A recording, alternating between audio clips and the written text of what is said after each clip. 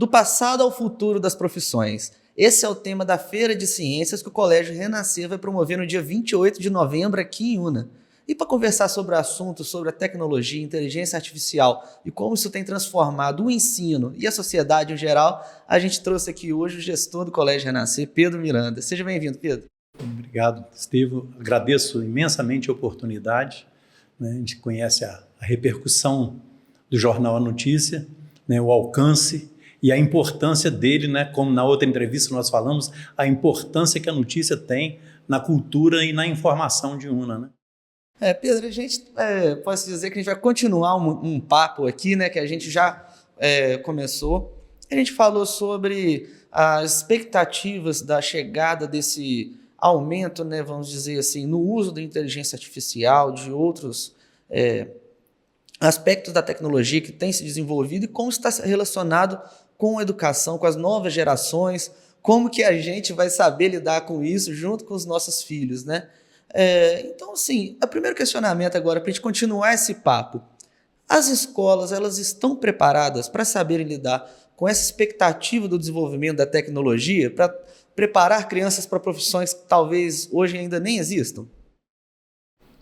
Ô Estevam, a pergunta é ultra pertinente, porque é o seguinte, não são só as escolas, não. Ninguém está preparado para o que está por vir, porque ninguém sabe o que está por vir. Para você ter uma ideia, em 2022, houve uma dobra no conhecimento do mundo. Tudo que se conhecia, tinha em conhecimento, em 4 anos se dobrou. Olha, no mês de julho, essa dobra, ela se dava a cada 11 meses. Então, acredito que hoje já não sejam mais 11 meses, sejam menos. Então, você imagina assim, a cada ano, tudo que se conhece no mundo dobra. Então,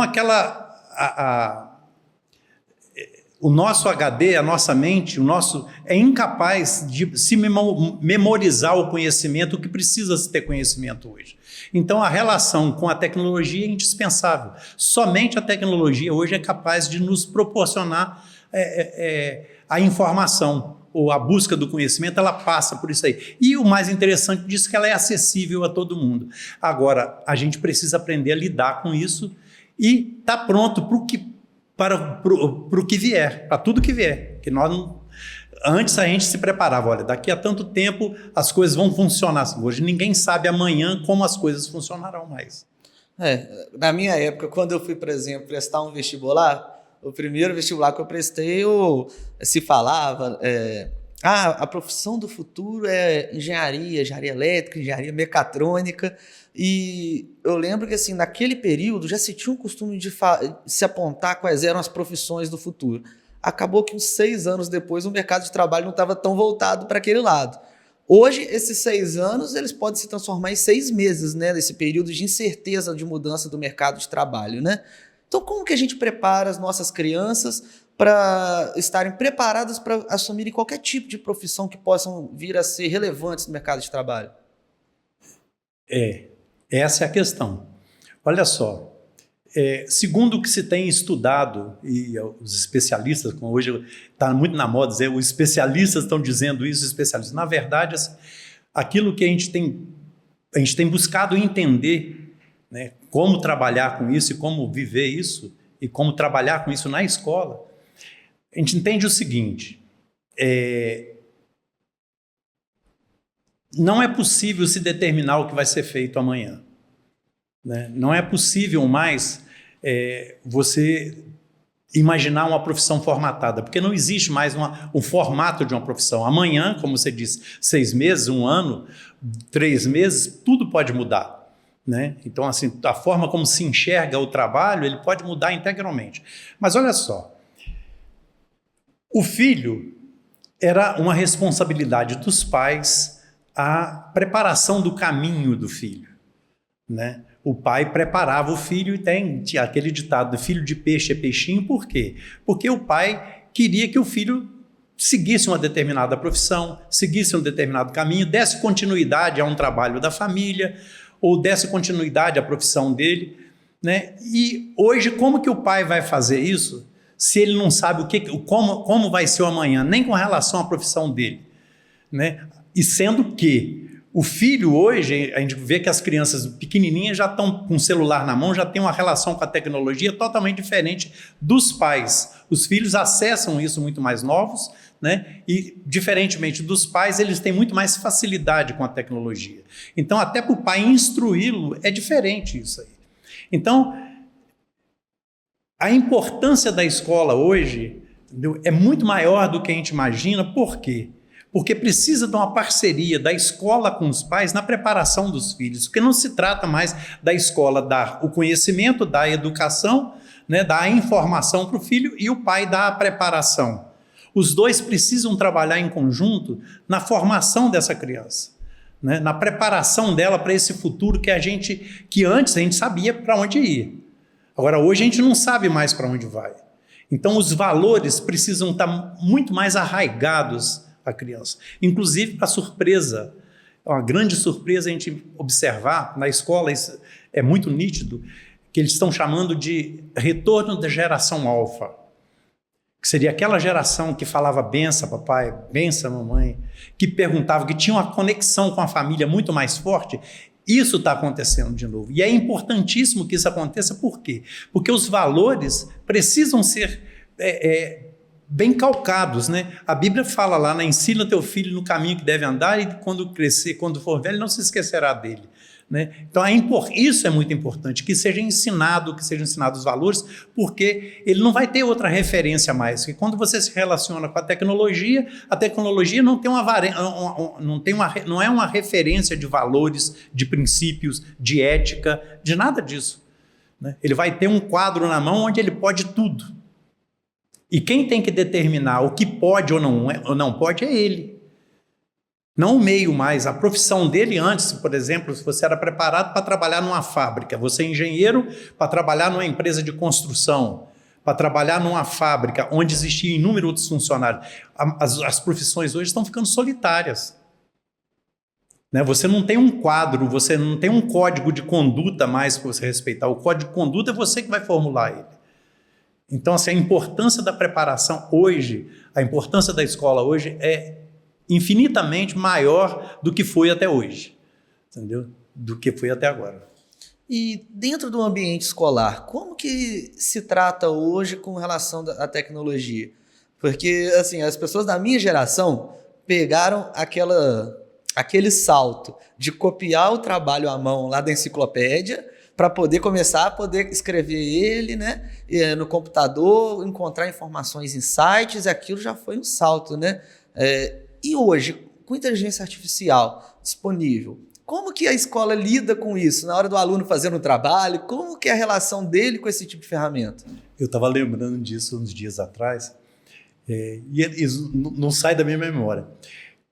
História e geografia, quando eu fiz a gente chamava o ginasial, né? O professor pegava o livro, escrevia, chamava de ponto, né? O capítulo do livro ele escrevia no quadro, a gente copiava o que ele escreveu no quadro no caderno e tinha o livro. A gente tinha o livro e copiava o livro. Era uma forma de memorizar. Mas como eu falei, você vai memorizar, como que você vai memorizar o tanto de conhecimento que se tem hoje? E até porque é o seguinte, tudo que se sabe hoje pode mudar amanhã. Você tem uma verdade hoje, né, que eles chamam ali a verdade da ciência, você tem um princípio, mas a forma como se faz ou a forma como se dá, ela pode mudar amanhã por uma forma muito mais moderna, muito mais fácil de ser feita. Então, a memorização, ela hoje é impossível de ser feita dessa forma, né? E até os professores hoje dizem o seguinte, mas eu dei um trabalho, o aluno foi lá e foi para a IA e fez tudo na IA. Aí o professor pergunta para o outro, fala assim, escuta só, você queria o quê? Que ele decorasse? Você tem o Google, você tem tudo, você tem toda a informação, você tem na mão na tecnologia, para que você vai memorizar? A coisa hoje se dá muito mais a nível de criatividade, né? E o papel do professor na sala de aula não é mais um papel do instrutor, né? Ele é um mediador. Até porque a fonte de informação é acessível para todo mundo. O aluno, só porque ele está lá, ele está na 7ª série, 8ª série, não quer dizer que ele não saiba nada. Um assunto que interessa a ele, ele foi na fonte e pesquisou. Se ele pesquisou, ele vai ter conhecimento. Então, de repente, o professor não tem obrigação de saber o que ele sabe. Mas o professor, como instrutor, ele tem mais maturidade, ele tem conhecimento, ele tem a visão pedagógica, e ele vai ser o quê? Ele vai ser parametrizar isso com o aluno. Essa é a função do mediador, ajudar a criança a percorrer, a manter o foco. A disciplina hoje é imprescindível, né? E até a pergunta, bom, para que você vai aprender a fazer raiz quadrada se você já tem uma máquina na mão que faz a raiz quadrada? É imprescindível que você aprenda a fazer raiz quadrada para você aprender a resolver desafios. Como a visão hoje da educação é a visão que se tem do empreendedorismo, né? Você imagina assim, Estevão, eu vou pedir um amigo meu ali para ir buscar um parafuso que você está precisando aqui na sua mesa. Olha, é um parafuso, ele vai ter 32 centímetros, entendeu? Sextavado, rosca fina, tá? E 8 milímetros. Aí o rapaz sai, daí 1h30 ele volta. Aqui, Estevão, eu não achei não, tá?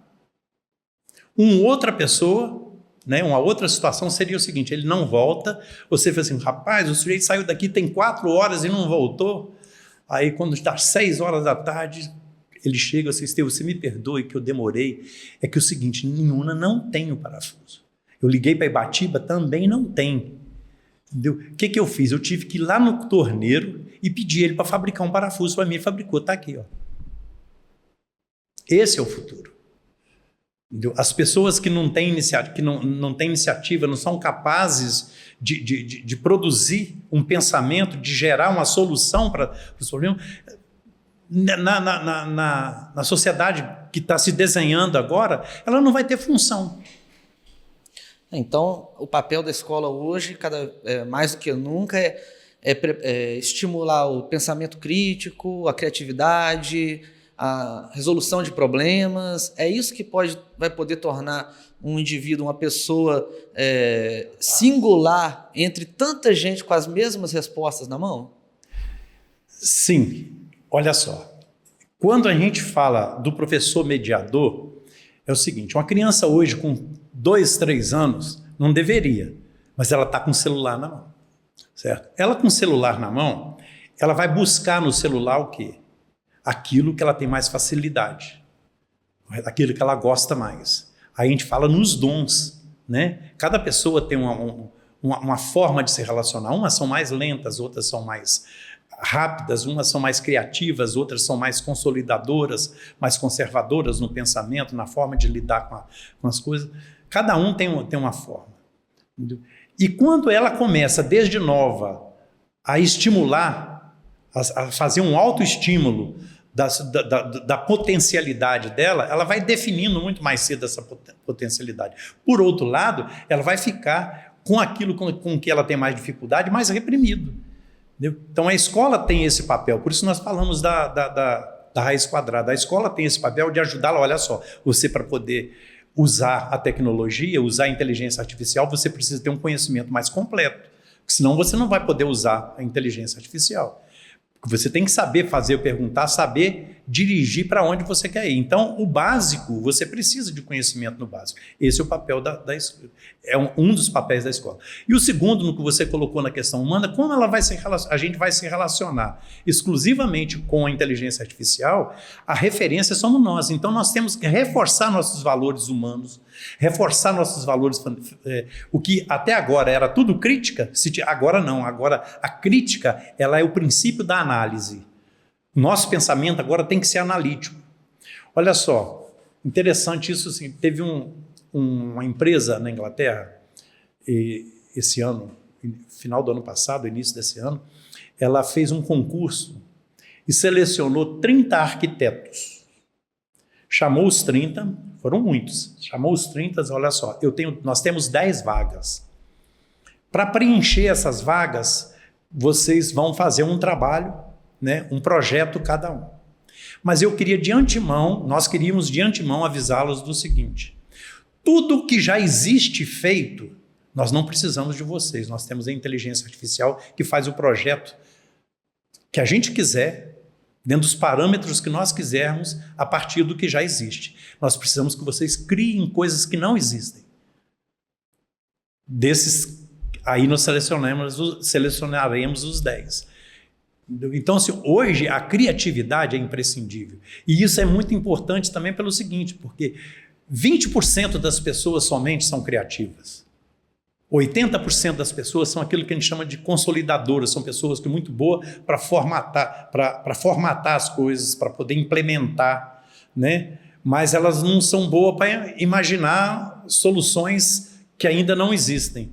Um exemplo assim, você chega para uma pessoa e diz, olha, você tem aqui 10 milhões na sua mão, faz um investimento em Una. 80% das pessoas vão olhar e dizer assim, o que estão fazendo que deu certo?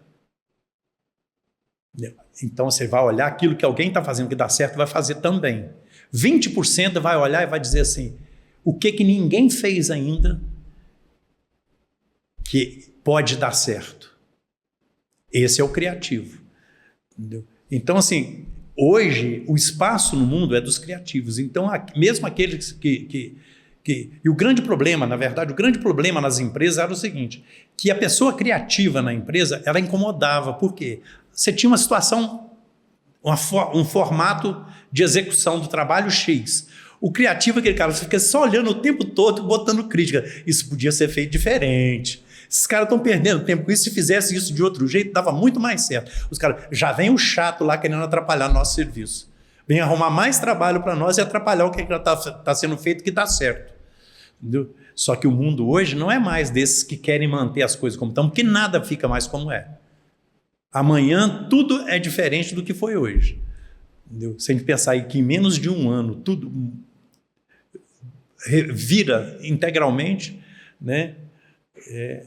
Sim, e nesse caso, a gente ainda vem da herança de um sistema educacional, né, consolidado com o tempo, onde se preparavam os alunos para poder saírem da escola e ir lá prestar um vestibular, por exemplo, né? Então você já tinha aquela grade curricular, que aquilo, ou seja, o que eu tenho que aprender na escola é isso. Dá para conciliar ainda essa questão desse ensinamento, desse ensino dentro da sala de aula, voltado para as disciplinas que já compõem a grade, junto com toda essa questão de preparação do indivíduo como cidadão, desenvolver pensamento crítico e todas essas coisas dentro ali do mesmo horário de ensino, vamos dizer assim? Essa é a questão. Por isso, existe uma discussão aí no ensino médio agora, né, um novo ensino médio, que vai e volta, está uma discussão muito pesada para saber o que se faz. Até porque é o seguinte, o que você vai ensinar em Una, dentro dessa visão, não seria a mesma coisa que você vai ensinar numa cidade do Nordeste, nem da Amazonas. E você pode ir aqui, Guaçuí mesmo, pertinho aqui, o Alegre já é diferente do que quer ser feito em Una. Então, por isso, esse caminhar aí, ele é muito difícil e é uma discussão que a gente está tendo, né? Mas por isso que eu estava te falando que a função do professor de mediador, que na verdade ele vai ajudar a potencializar a capacidade do aluno. Então, assim, o pai preparava o filho dele para ser um médico. A ideia não é mais você preparar o seu filho para ser um médico, é preparar o seu filho para desenvolver as potencialidades dele, né? E que ele tenha conhecimento para agir. Aí entra um outro ingrediente, que é a que nós tocamos na entrevista passada, que é a relação ao pertencimento. Onde você está e de que forma você gera prosperidade à sua vida e à região onde você está.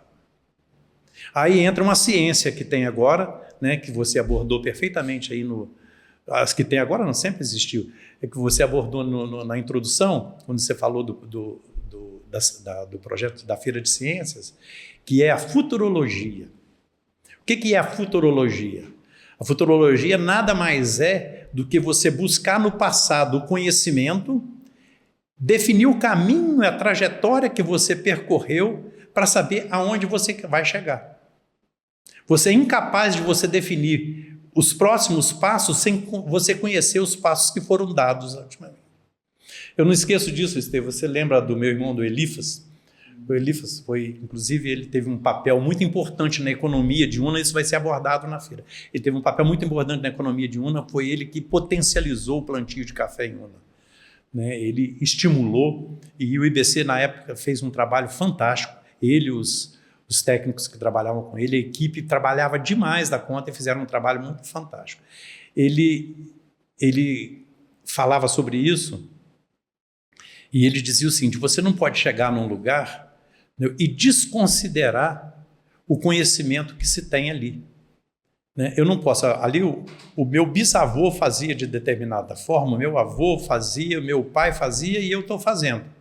Bom, tem uma herança ali que ela tem que ser respeitada. Não que eu vá ficar fazendo a coisa da mesma forma, mas eu tenho que inovar a partir de um conhecimento prévio que eu tenho. Né? Então, assim, eu preciso avançar, mas eu não posso deixar de valorizar a forma de fazer, que é a forma que a gente sabe fazer. Né? Então, quando a gente pensa no futuro, né, a gente tem que pensar no passado. Pensar no passado, fazer esse caminho para ver aonde a gente quer chegar, para definir os passos que a gente precisa dar. Né? Sim, essa questão de pertencimento, eu acho que a gente tem que valorizá-la bastante, porque com todo o acesso à informação, né, que a gente está discutindo aqui, inteligência artificial e tudo, eu acho que a gente tem que trabalhar essa questão de manter os nossos principais profissionais, as nossas mentes aqui na nossa região, aprimorando as nossas potencialidades, né? E como você disse, por exemplo, aqui em Una tem as potencialidades dela, você vai em Guaçuí, em Alegre, já é um outro quadro, sendo que são lugares tão próximos, né? Então, esse é um trabalho realmente que a gente já discutiu, que eu acho que a gente tem que valorizar, que é essa questão do pertencimento. A pessoa não queira prender as pessoas aqui na nossa cidade, né? Mas a gente conseguir mostrar para elas que tem futuro aqui na nossa região, que dá para estimular todo esse tipo de desenvolvimento tecnológico e empregando isso aqui na nossa região, né? Isso. Olha só, a economia de Una, ela é moderna. Ela é nova, ela foi reciclada integralmente depois da década de 70. Em final da década de 50, início de 60, foi em 65, houve arranca de café, que houve uma super safra de café na época, né? Houve uma super safra, aí o governo pagou para se arrancar os cafés. Essa região aqui era uma região cafeeira, né? Essa mudança possibilitou a modernização, porque se plantava café de uma forma muito antiquada, era como assim, o meu bisavô plantava, o alinhamento era vertical, não era horizontal como agora, né? A sustentabilidade aí ficava a ver navio, você destruía a terra porque você tirava toda a matéria orgânica dela, né? Que descia com a erosão, você provocava erosão, você destruía a terra com muita facilidade. Então, quando houve essa arranca de café, se zerou o café na região aqui, entendeu? E foi um período muito difícil.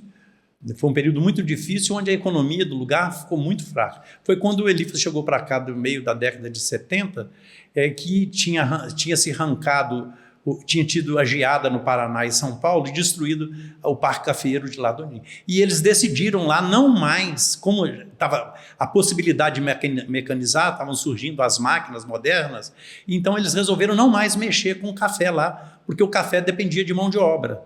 E como tinham máquinas, eles preferiram partir para a soja, para o feijão, para o milho, né? E para as culturas brancas, que a gente chama, né? Lá que era muito mais, para eles é muito mais rentável, muito mais lucrativo.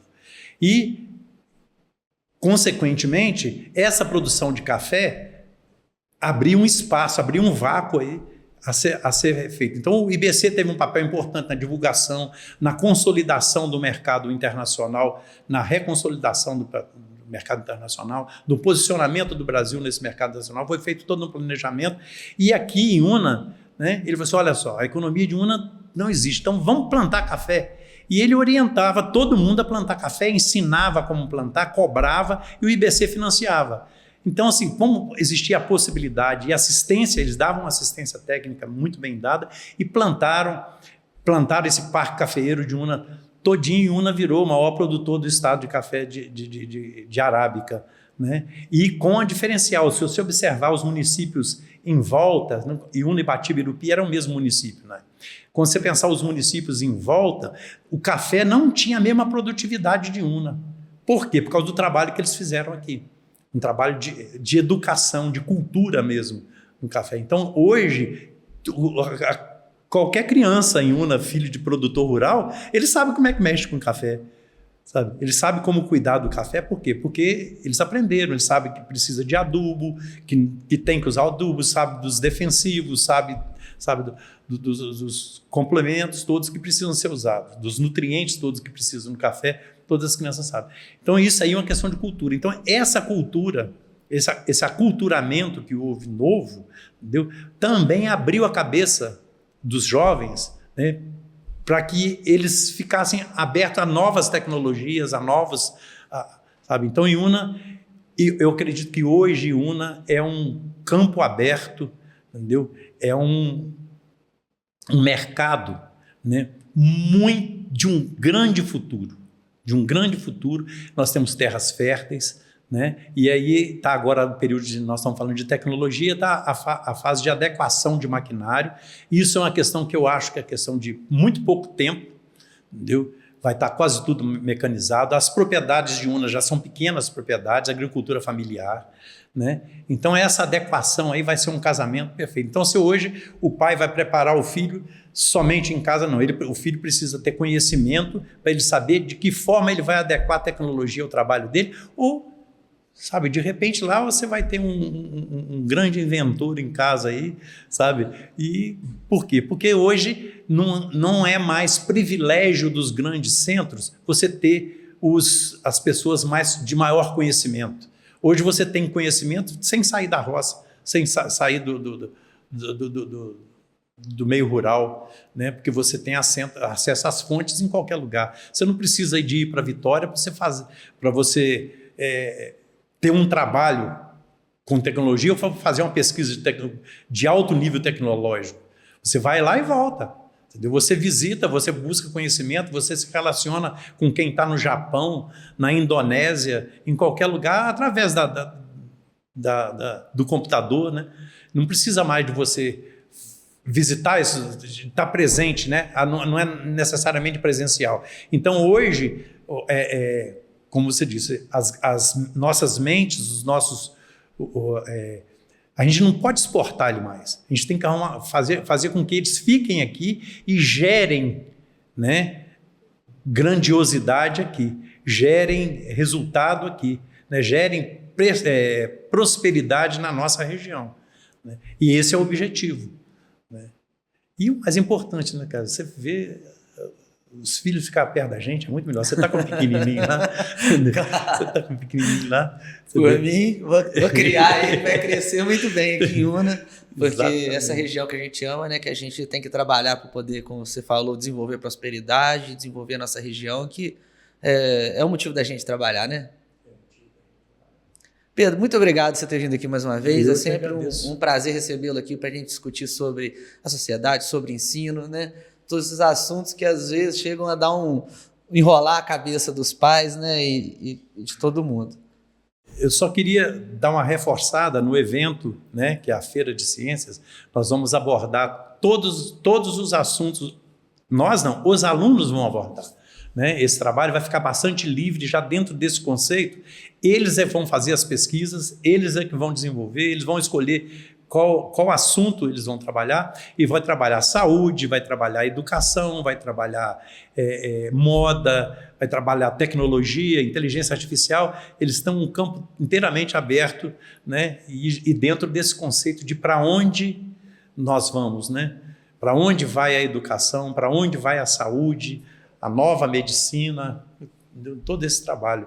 Então, assim, vai ser muito interessante. Eu estou acreditando muito. Pelo que eu vejo de resultado do que eles fazem, assim, vocês viram lá as redações deles que eles fizeram, o nível... mas usou IACA. Você pode usar a inteligência artificial, mas você tem que ter um senso crítico para você saber o que você está fazendo com ela. É uma ferramenta e ela tem que ser usada. Não, com certeza, senão fica para trás, né? Isso, exatamente. Gente, dia 28 de novembro, então, no Colégio Renascer, aqui em Una, esse evento que tem tudo para ser muito bacana, a Feira de Ciências, né, do passado ao futuro das profissões. Fica o nosso convite aqui. Mais uma vez, obrigado pela sua participação, Pedro. Eu é que agradeço, Estevam. Valeu.